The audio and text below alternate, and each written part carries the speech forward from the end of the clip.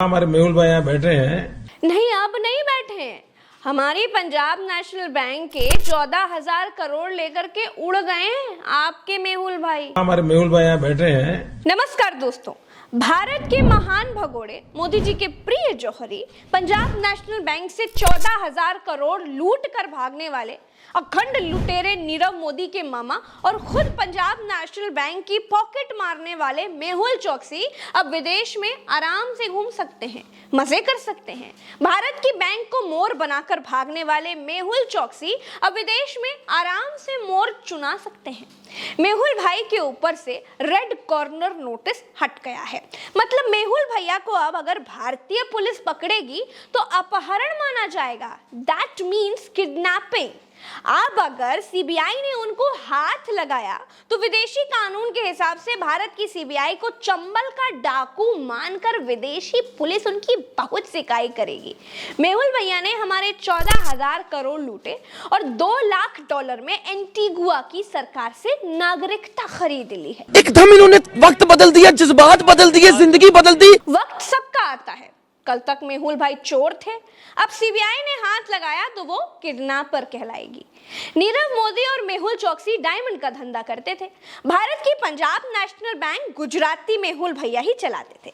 एक दिन 14,000 करोड़ लेकर के सटक लिए। मोदी जी का दुनिया में डंका बजता है, फिर भी इंटरपोल ने मेहुल भाई को पकड़ने वाला रेड कॉर्नर नोटिस रद्द कर दिया। मोदी जी लाल आंख भी दिखा लेते हैं, फिर भी एंटीगुआ जैसा देश मेहुल चौकसी जैसे लुटेरों को भारत के हाथ सौंपने को तैयार नहीं है। आप बताइए क्या फायदा है दुनिया में ऐसे डंका बजने का जी कि एक लुटेरे व्यापारी को भारत सरकार एंटीगुआ जैसे छोटे से देश से पकड़ नहीं पा रही है। कहीं ऐसा तो नहीं है कि लाल आंखें डंका वंका सब बज रहा है लेकिन मेहुल भाई को कोई और जानबूझ करके बचा रहा है? क्या कोई ऐसा है जो मेहुल भाई के 14,000 करोड़ में हिस्सा लेकर भारत से गद्दारी कर रहा है? कौन है वो जो भारत के गद्दार मेहुल से मिला हुआ है भाई? दोस्तों, देश के नागरिकों का 14,000 करोड़ रुपए लेकर के भागे इस मेहुल चौकसी के भागने की क्रोनोलॉजी को भी समझिए। मेहुल चौकसी नवंबर 2017 में एंटीगुआ की नागरिकता लेता है। वहां की नागरिकता लेना बहुत आसान है। एंटीगुआ की नागरिकता के लिए वहां $2 लाख का निवेश करना पड़ता है। इसे CIP यानी सिटीजनशिप बाय इन्वेस्टमेंट कहते हैं। मतलब पैसा दो और नागरिकता लो। यानी 2017 में नागरिकता ली, 7 जनवरी 2018 में भारत छोड़ करके भाग जाता है और 30 जनवरी 2018 को सीबीआई केस दर्ज कर लेती है। 14,000 करोड़ लेकर के भागना कितना आसान है दोस्तों। बैंक से पैसा लो, विदेशी नागरिकता लो, फिर रफू चक्कर हो जाओ। वाह! लेकिन दोस्तों ऐसा है नहीं। विदेश में नागरिकता के लिए भारत देश की सरकार से अनुमति लेनी पड़ती है। पुलिस थानों से स्पेशली परमिशन लेनी पड़ती है। मेहुल चौकसी भाई सब कुछ कराकर भारत से निकल लिए और भारत की सरकार को कुछ पता ही नहीं चला। चलिए, तो कुल मिलाकर मेहुल भाई के नाम के आगे से रेड कॉर्नर नोटिस हटने के बाद मेहुल चौकसी एंटीगुआ और बारबुडा देश से बाहर भी यात्रा कर सकते हैं।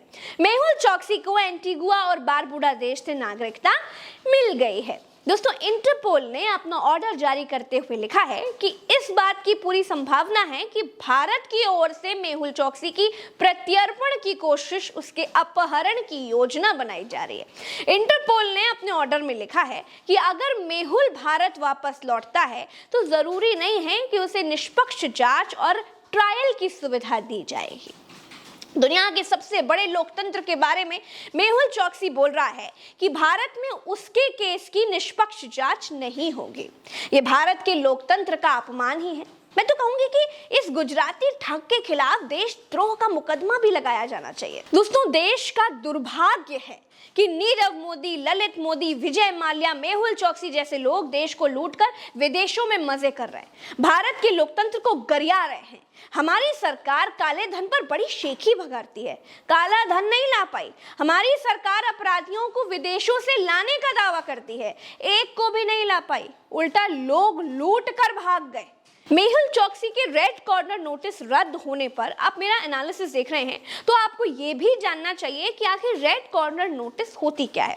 इस नोटिस का मोटा मतलब ये होता है कि इससे पूरी दुनिया की पुलिस को बता दिया जाता है कि ये हमारे देश का भगोड़ा अपराधी है।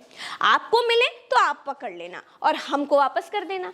आप ना पकड़ पाइएगा तो हम आकर के पकड़ लेंगे और साथ में ले जाएंगे। टेक्निकल भाषा में कहें तो रेड कॉर्नर नोटिस 195 सदस्यीय देशों के संगठन इंटरपोल के जरिए दुनिया भर में कानून लागू करने वाली एजेंसियों को प्रत्यर्पण, आत्मसमर्पण या इसी तरह की कानूनी कार्रवाई करने के लिए, आरोपी व्यक्ति का पता लगाने के लिए और उसे हिरासत में लेने के लिए जारी किया गया एक अलर्ट का उच्चतम स्तर है। दोस्तों, हमारे देश का दुर्भाग्य है कि हमारे देश को सबसे ज्यादा अमीरों ने लूटा है।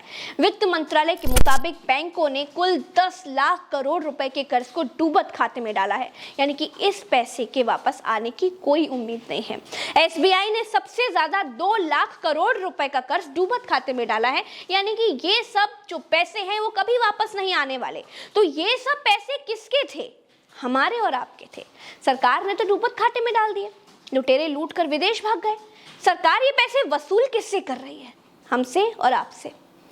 कभी अन्न पर टैक्स लगाकर, कभी जीएसटी बढ़ाकर, कभी ब्याज दरें बढ़ाकर, कभी तेल महंगा करके, कभी गैस महंगा करके, कभी दूध महंगा करके। माल्या, नीरव मोदी, मेहुल चौकसी की करनी की सजा भारत का आम इंसान भुगत रहा है। दोस्तों, आज के इस वीडियो में इतना ही। चलते हैं। राम राम, दुआ सलाम, जय हिंद। अगर आप स्वतंत्र और सच्ची पत्रकारिता के समर्थक हैं, आज़ाद पत्रकारिता को देखना चाहते हैं तो चैनल को सब्सक्राइब ज़रूर कीजिए और मामूली फीस के साथ ज्वाइन भी कीजिए। फेसबुक पर पेज को फॉलो ज़रूर करना। नमस्कार, जय हिंद, जय भारत।